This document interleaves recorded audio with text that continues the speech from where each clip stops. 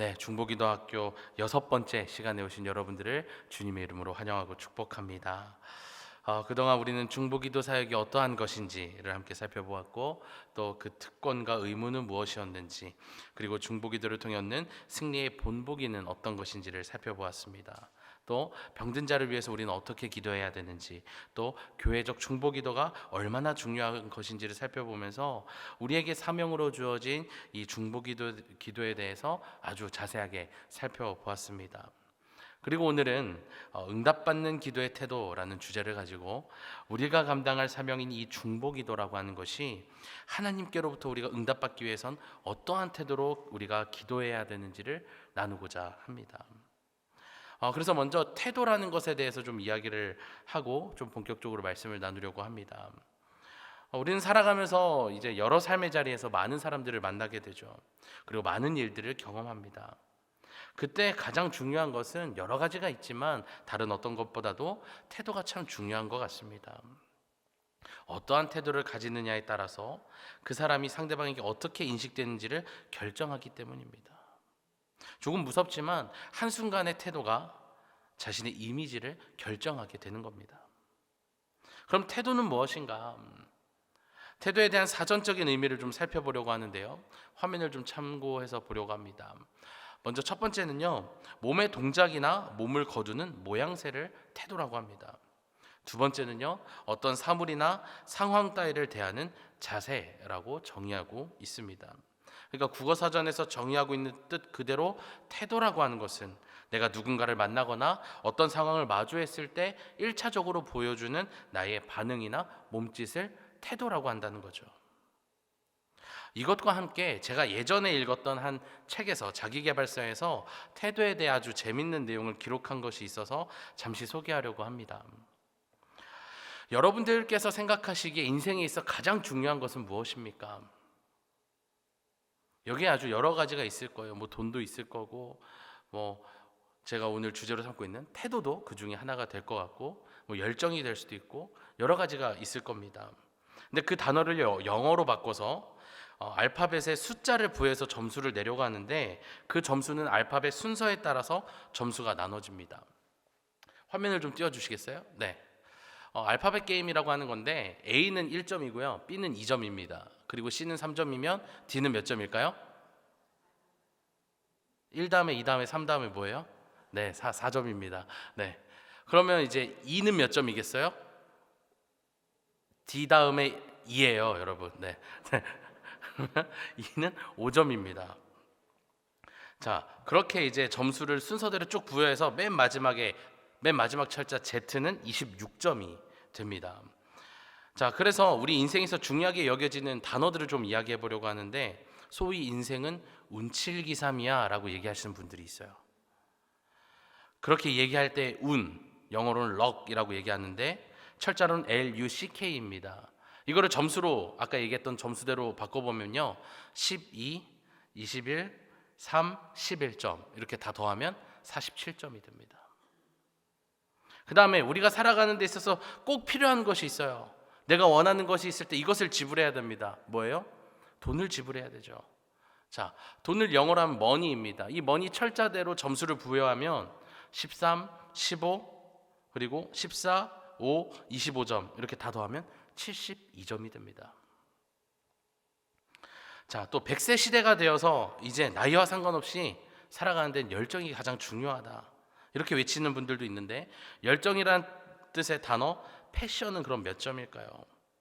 PASSION인데 이것을 이제 다시 점수를 바꿔보면요, 점수로 환산해보면 16, 1, 19, 19, 그리고 9점, 15점, 14점 다 더하면 93점이 됩니다.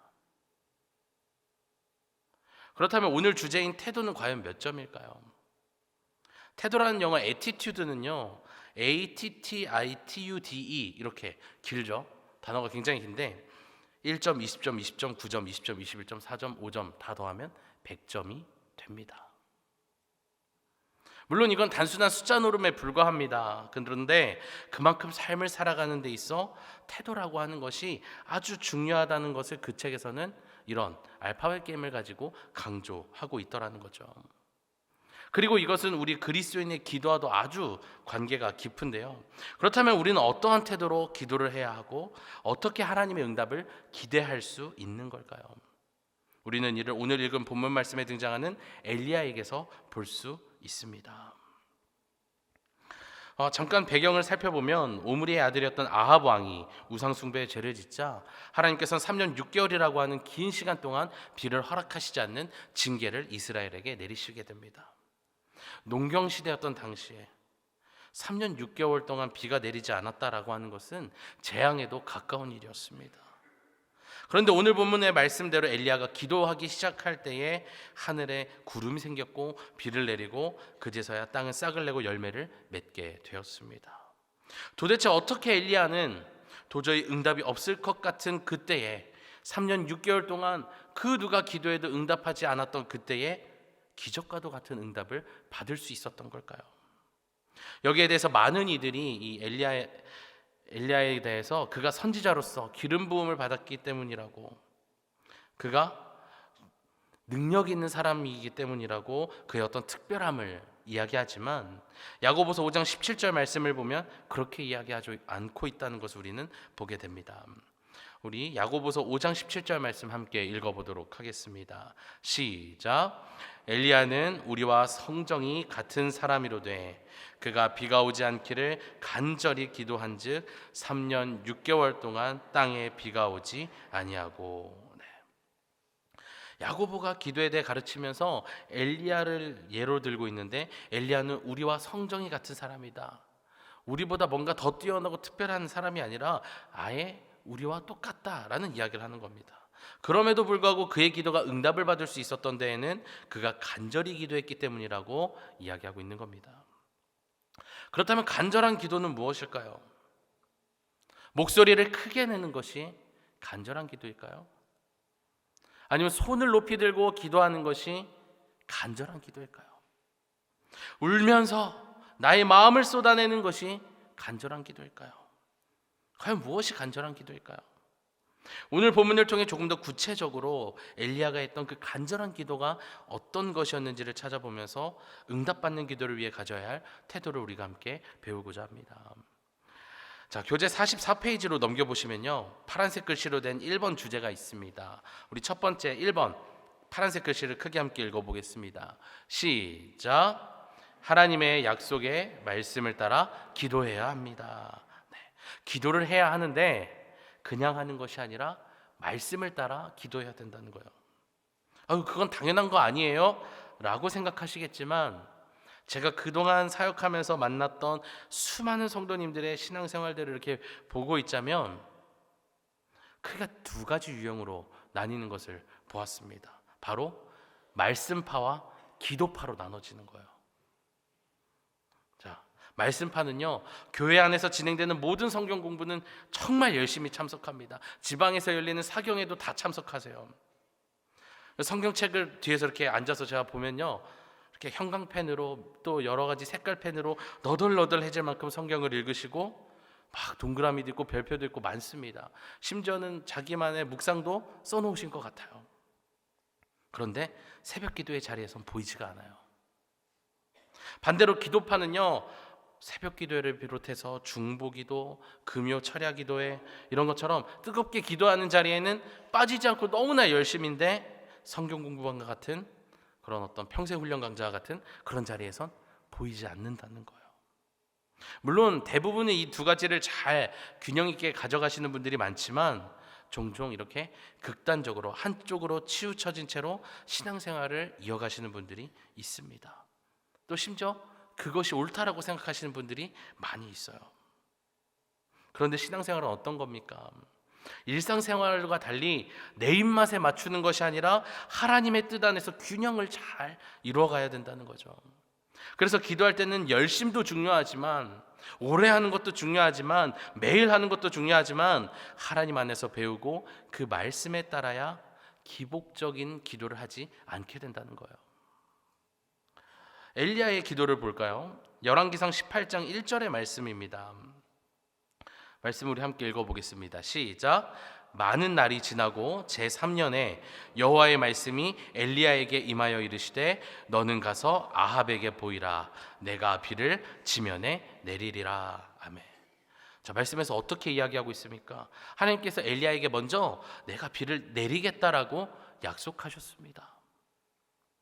하나님 비 좀 내려주세요라고 엘리야가 기도를 먼저 한 것이 아니라 이미 먼저 하나님께서 내가 비를 내리겠다라고 약속을 했다라는 거예요. 그 뒤에 엘리야가 비를 내려달라라고 기도를 하게 되는 겁니다. 그러니까 우리의 중보기도는 무엇이냐면요, 하나님께서 말씀하신 약속을 붙들고 기도하는 겁니다. 약속하신 것 그것 그대로를 해주세요라고 기도를 하는 겁니다. 성경에 보면 주님께서 하신 말씀과 그 약속들이 얼마나 많이 있습니까?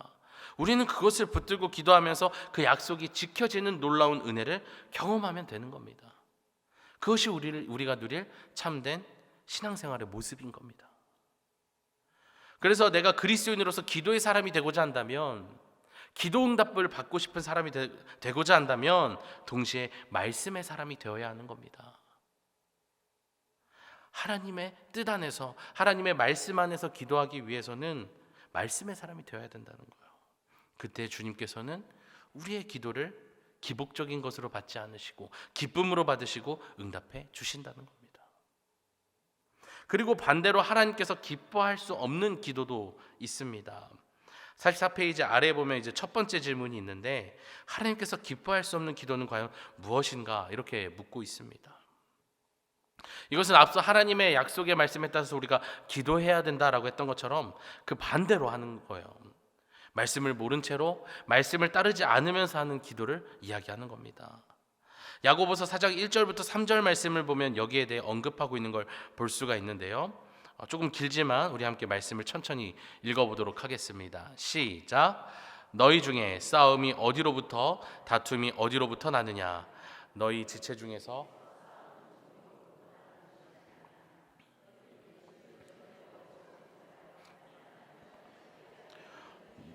못함으로 다투고 싸우는도다. 너희가 얻지 못함은 구하지 아니하기 때문이요, 구하여도 받지 못함은 정욕으로 쓰려고 잘못 구하기 때문이라. 아멘. 다들 잘 알고 계신 것처럼 우리가 얻지 못하는 이유가 뭡니까? 정욕으로 쓰려고 잘못 구하기 때문이에요. 다시 말해 응답될 수 없는 기도라고 하는 것은 뭐냐면 단순한 개인의 이기심에 근거한 기도를 이야기하고 있는 겁니다. 즉 나만을 위한 기도, 우리 가족만을 위한 그 좁은 기도에서 벗어나야 된다는 것을 이야기하고 있는 겁니다. 물론 그렇다고 해서 나의 자녀와 또 나의 부모를 위해서 기도하지 말아야 된다는 것은 아닙니다. 똑같이 자녀를 위해서, 부모를 위해서, 가족을 위해서, 나의 앞길을 위해서 기도하더라도 어떤 기도는 기복적이고 이기적일 수도 있지만 또 어떤 때는 성경적인 기도가 될 수도 있습니다. 그래서 우리에게는요, 기도하는 것도 중요하지만 하나님의 뜻에 따라서 기도하는 것이 아주 중요하다라는 겁니다. 하나님의 뜻 없이 그냥 내 생각대로 기도하면 그것은 기복적인 기도가 되고, 하나님 말씀 안에서 그 뜻 안에서 기도하면 우리는 그것은 성경적인 기도가 된다는 겁니다. 물론 여기에 아직 예수님을 믿은 지 또 교회를 다닌 지 얼마 안 되신 분들도 계실 겁니다. 당연히 그때는 좁은 기도를 할 수밖에 없어요. 하지만 그렇다고 해서 10년, 20년 이기적인 기도에만 머물러 있어서는 안 된다는 겁니다. 그래서 이런 우리에게 필요한 것이 무엇이냐면요, 기도의 성화 과정이 필요하다라는 겁니다. 앞서 이야기했던 것처럼 말씀과 더불어 사는 것과 함께 말씀을 시작으로 기도를 이어가는 것이 필요하다는 거예요.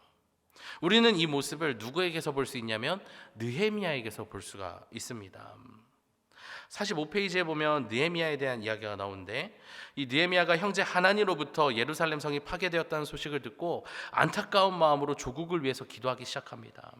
그때 그가 어떻게 기도했는지를 함께 볼 텐데요, 느헤미야 1장 8절과 9절 말씀만 우리가 함께 읽어보도록 하겠습니다. 느헤미야 1장 8절과 9절 말씀을 읽어보겠습니다. 시작. 옛적에 주께서 주의 종 모세에게 명령하여 이르시되 만일 너희가 범죄하면 내가 너희를 여러 나라 가운데에 흩을 것이요 만일 내게로 돌아와 내 계명을 지켜 행하면 너희 쫓긴 자가 하늘 끝에 있을지라도 내가 거기서부터 그들을 모아 내 이름을 두려고 택한 곳에 돌아오게 하리라 하신 말씀을 이제 청하건대 기억하옵소서. 아멘. 느헤미야가 어떻게 기도하고 있습니까? 그냥 생각나는 대로 막 하나님 도와주세요, 무너진 것 좀 세워주세요, 거기에 저를 보내주세요, 이렇게 기도하지 않았습니다. 하나님, 예전에 저희 조상이 모세에게 명령하셨던 거 기억하시죠? 이렇게 시작해요. 아마 하나님은 소름 돋았을지도 몰라요. 저는 종종 저희 아들한테 아빠 이거 약속했잖아 라고 했을 때가 굉장히 무섭거든요. 이걸 기억해? 그런 느낌이 들거든요. 하나님 그런 느낌이 드셨을 거예요. 얘가 이걸 기억하고 지금 이렇게 기도하는 건가? 하나님 전에 약속하셨던 거 기억하시죠? 느헤미야 하나님의 약속을, 수백 년 수천 년 전에 있었던 약속을 확인하고 있는 거예요. 느헤미야가 이렇게까지 하는데 신실하신 하나님께서 이 기도에 응답을 안 하실 수가 있겠느냐는 거예요. 느헤미야의 기도는요, 약속의 말씀에 근거한 기도였던 겁니다. 그래서 하나님께 응답을 받을 수가 있었던 겁니다. 이어서 응답받는 기도의 태도 두 번째는 뭐냐면요, 46페이지 상단에 있는 또 파란색 주제를 또 읽어보겠습니다. 시작. 겸손히 기도해야 합니다. 열왕기상 18장 42절에 엘리야는요, 갈매살 땅에 꿇어 엎드려 얼굴을 무릎 사이에 놓고 기도하고 있다고 기록하고 있습니다.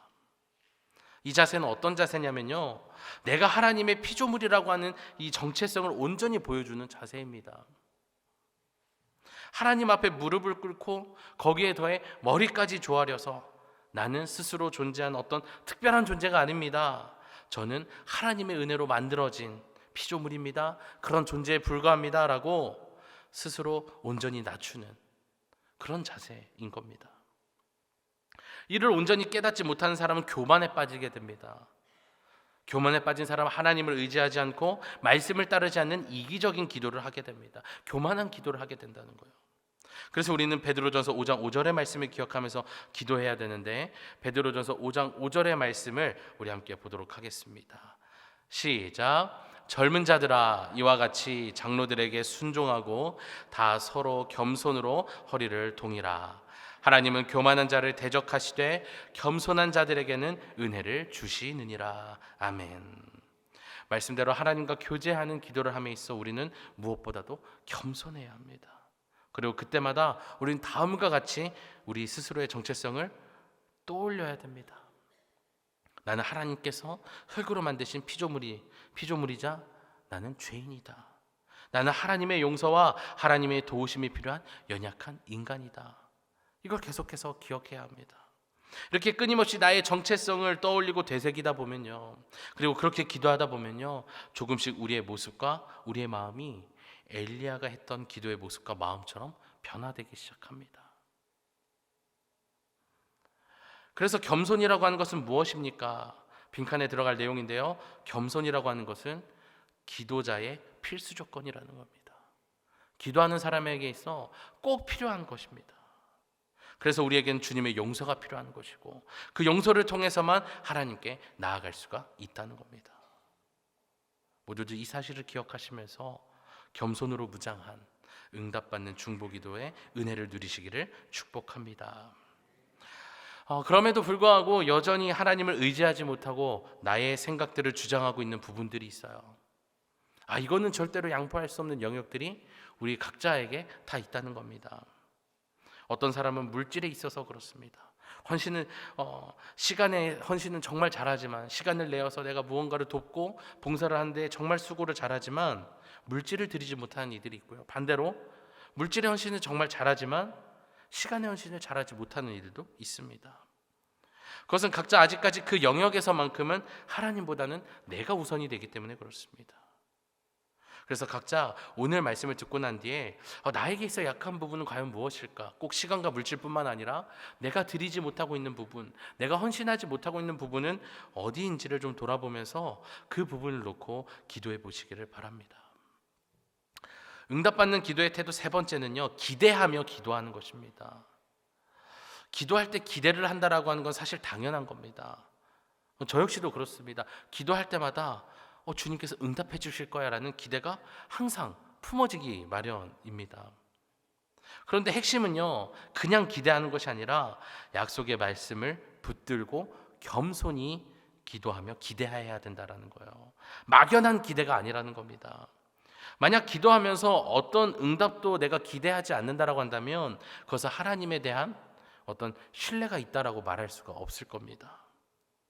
그런데 어떻게 이 기대라고 하는 것이 하나님으로부터 응답을 받는 또 다른 태도가 될 수가 있는가? 오늘의 말씀을 좀 다시 보려고 합니다. 갈멜산에서 엎드려서 기도하던 엘리야가 종에게 저쪽 바다 쪽으로 가서 하늘이 어떤지 좀 보고 와라고 이야기를 합니다. 지금 열심히 기도를 하고 있으니까 본인이 확인할 수가 없으니까 종을 시켜서 이제 확인해 보라고 하는 것이죠. 어떻게 됐는지 보자고 하는 것, 이것이 기대감이라는 거예요.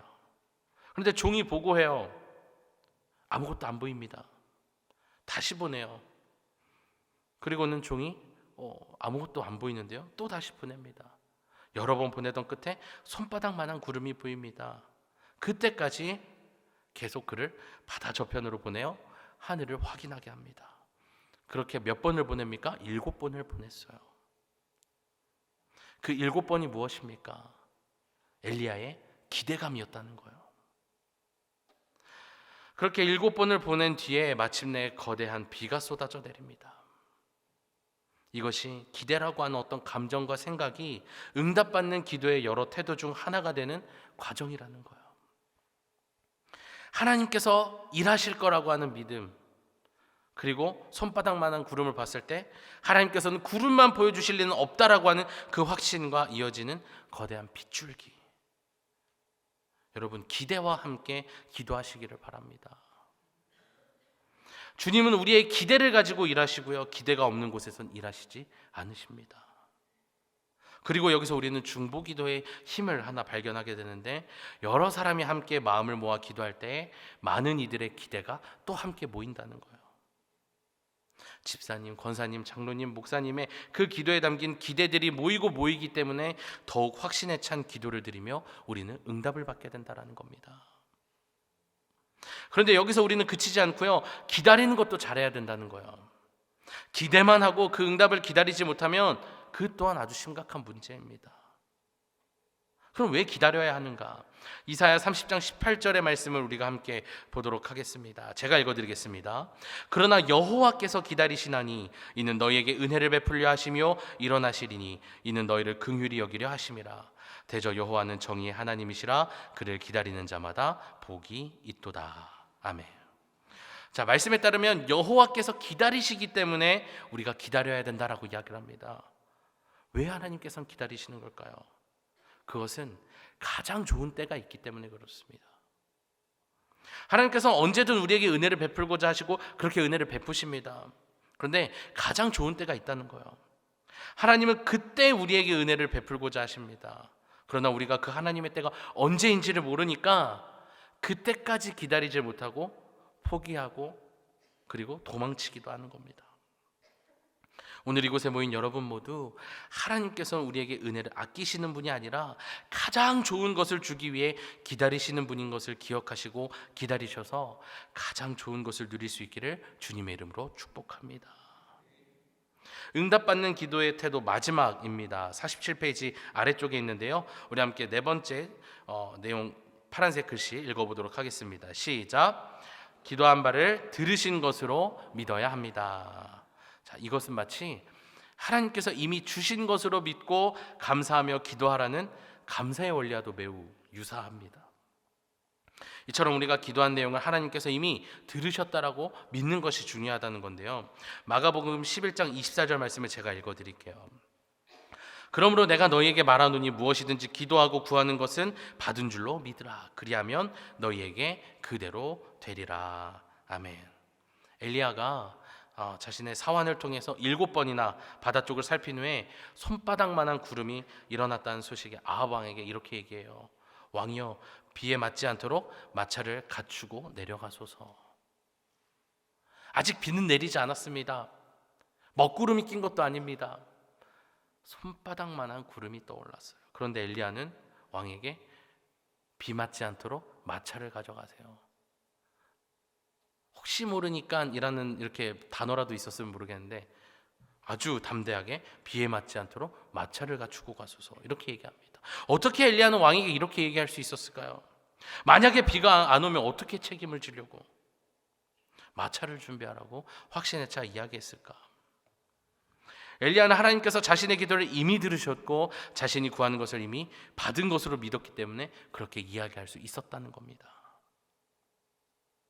엘리야는 하나님의 응답을 기대했습니다. 그리고 그 기대가 엘리야로 하여금 7번씩이나 보내면서 바다 쪽을 확인하게 했습니다. 그런데 기도하다 보면요, 이 사환의 첫 번째 보고처럼 아무것도 없습니다라는 것을 확인할 때가 많습니다. 하늘에 아무것도 안 떠 있는 그 모습을 볼 때가 너무나 많이 있어요. 그래서 많은 이들이 이 첫 번째 보고에 다 나가 떨어지는 거예요. 아, 하나님이 응답해 주지 않으시려나 보다. 그렇게 기도를 포기해버려요. 그런데 엘리야는 사환을 몇 번이나 보냈습니까? 7번을 보냈어요. 그런데 그 7번째마저도 그 응답이 어떠했습니까? 손바닥만한 구름이었다고요. 먹구름이 아니었어요. 구름이 떴는지 안 떴는지 구분이 안 갈 만큼 아주 작은 구름이었습니다. 여기서 우리는 기도의 과정 속에 담긴 은혜를 발견하게 됩니다. 하나님께서는 그토록 응답되지 않을 것처럼 조용히 침묵하시다가도 때가 되면 응답하신다는 것입니다. 혹여 그마저의 응답이 아주 작은 것이라고 할지라도 그 작은 것으로도 놀랍게 일하신다는 거예요. 그렇게 하나님께서는 엄청난 비를 이제 내리시기 시작합니다.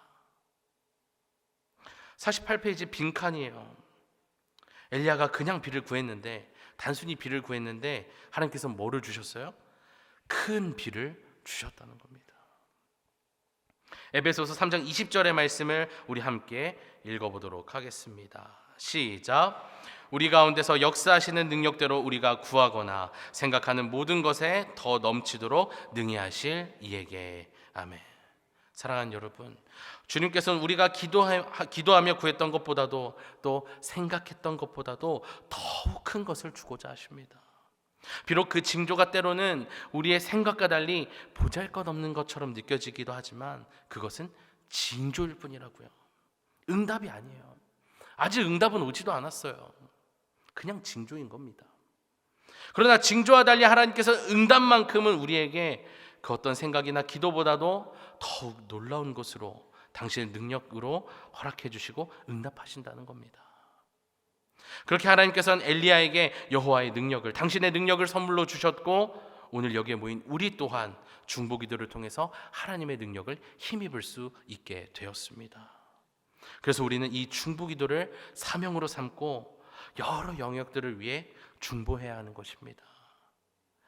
오늘 우리는 말씀을 시작하면서 우리 인생에서 태도란다는 것 참 중요하다라고 이야기를 나누었고, 그래서 우리 그리스도인으로서 우리가 감당해야 될 사명인 중보기도를 할 때 응답받기 위해서도 태도가 아주 중요하다는 이야기를 나누었습니다. 또 거기에는 4가지가 있음을 살펴보았어요. 하나님의 말씀을 따라 기도해야 되고, 겸손한 마음으로 기도해야 되고, 또 기도할 때 기대하는 마음을 품어야 하고, 또 기도한 것을 이미 들으신 것으로 믿는 태도가 필요하다라고 나누었습니다. 모두들 오늘 함께 나눈 이 4가지의 태도들을 잘 갖추시고 기도하셔서 우리의 기도보다도 더욱 응답하시고 우리의 생각하는 것보다 더욱 이루시는 주님의 역사하심과 일하심을 온전히 누리는 우리 모든 춘천중앙교회 성도님들 되시기를 주님의 이름으로 간절히 축원합니다.